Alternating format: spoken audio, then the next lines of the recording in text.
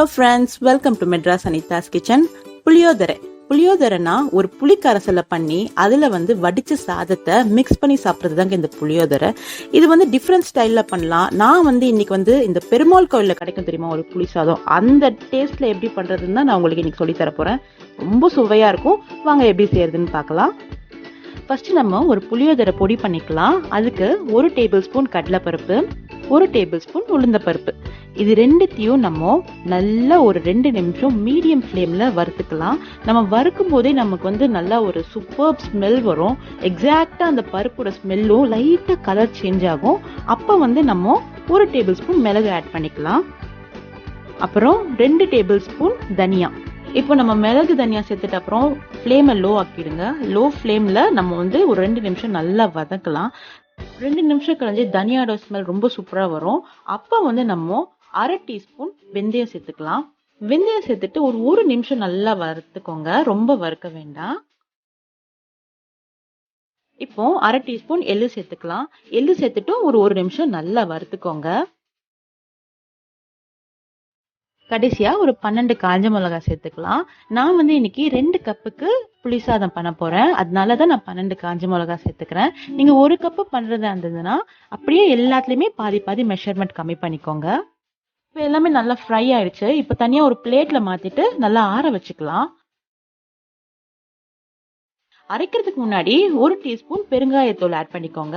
Add பண்ணிட்டு நல்லா ஒரு பவுடரா அரைச்சு ஒரு பிளேட்ல தனியா எடுத்து வச்சுக்கோங்க. இப்போ நம்ம புளிக்கரைசல் பண்ணிக்கலாம். ஃபர்ஸ்ட் இதுல ஒரு 5 டேபிள் ஸ்பூன் நல்லெண்ணெய் சேர்த்துக்கிறேன். அதை மட்டும் நம்ம நல்லெண்ணெயில தாங்க பண்ணணும், அப்பதான் டேஸ்டா இருக்கும்.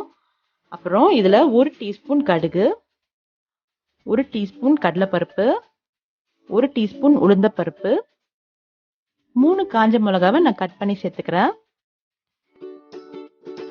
1 கொத்து கருவேப்பிலை, 2 டேபிள் ஸ்பூன் வேர்க்கடலை. நான் பச்சை வேர்க்கடலை தாங்க ஆட் பண்ணிருக்கேன். இதுலயே நான் நல்லா வதக்கிடலாம். நம்ம இப்போ ஒரு 3 நிமிஷம் நம்ம இந்த எல்லாத்தையுமே நல்லா வதக்கலாம். வீட்டுல புளிசாதம் பண்ணும்போதுலாம் நாங்க ஒரு சூப்பரான பருப்பு துவையல் எங்க அம்மா பண்ணி கொடுப்பாங்க. ரொம்ப சூப்பரா இருக்கும். அது எப்படி பண்ணணும்னு சொல்லிட்டு நான் டிஸ்கிரிப்ஷன் பாக்ஸ்ல லிங்க் ஷேர் பண்ணிருக்கேன், மறக்காம பாருங்க. இப்போ நம்ம புளியை கரைச்சி ஊத்திக்கலாம்.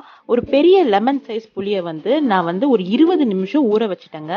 ஊற வச்ச புளியை நல்லா கரைச்சி ஊத்திக்கோங்க. இதுல ஊத்திக்கிட்டு நல்லா மிக்ஸ் பண்ணுங்க எல்லாத்தோடையும் சேர்த்து.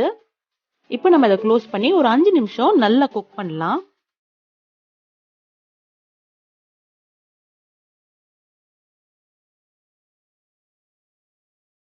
பாருங்க நல்லா கொதிச்சு வருது பாத்தீங்களா? இந்த ஸ்டேஜ்ல நம்ம அரைச்சு வச்சிருந்த பொடியை ஆட் பண்ணிக்கலாம். பாதி பொடியை மட்டும் ஆட் பண்ணிக்கோங்க, பாதி பொடியை ஸ்டோர் பண்ணி வச்சுக்கோங்க. நம்ம கடைசியா மிக்ஸ் பண்ணும்போது ஆட் பண்ணணும். இப்போ இது நல்லா மிக்ஸ் பண்ணிக்கலாம். எந்த ஒரு கட்டி ஃபார்ம் ஆகாத மாதிரி நல்லா மிக்ஸ் பண்ணிக்கோங்க. மிக்ஸ் பண்ணிட்டு தேவையான அளவு உப்பு சேர்த்துக்கலாம்.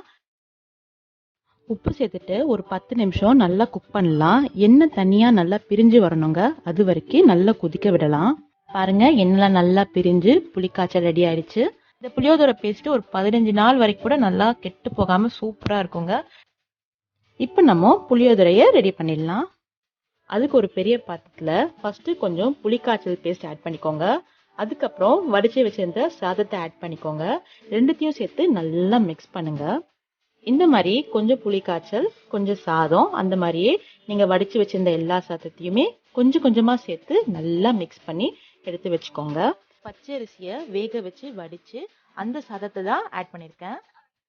பாதி புளிசாத பொடியை நம்ம ஃபர்ஸ்ட் எடுத்து வச்சிருந்தோம்லங்க, அந்த பொடியை நம்ம இப்ப ஆட் பண்ணிக்கலாம். ஆட் பண்ணிட்டு நல்லா மிக்ஸ் பண்ணுங்க. இந்த பொடியை கடைசியா ஆட் பண்றது தாங்க அந்த கோவில் புளிசாதத்தோட சீக்ரெட்டே.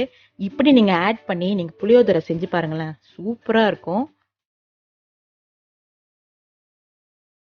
கடைசியா நம்ம ஒரு கொத்து பச்சை கருவேப்பிலை சேர்த்துக்கலாம். சேர்த்துக்கிட்டு நல்லா மிக்ஸ் பண்ணி விடுங்க. அவ்வளவுதாங்க, சூப்பரான கோவில் புளிசாதம் ரெடி ஆயிடுச்சு. மறக்காம இந்த பருப்பு துவையலோட வச்சு சாப்பிட்டு பாருங்க, ரொம்ப டேஸ்டா இருக்கும். இந்த மாதிரி நீங்க புளிசாதம் உங்க வீட்டுல இருக்கவங்களுக்கு செஞ்சு கொடுங்க. செஞ்சு பார்த்துட்டு எப்படி வந்திருக்குன்னு நீங்க எனக்கு கமெண்ட் பாக்ஸ்ல ஷேர் பண்ணுங்க.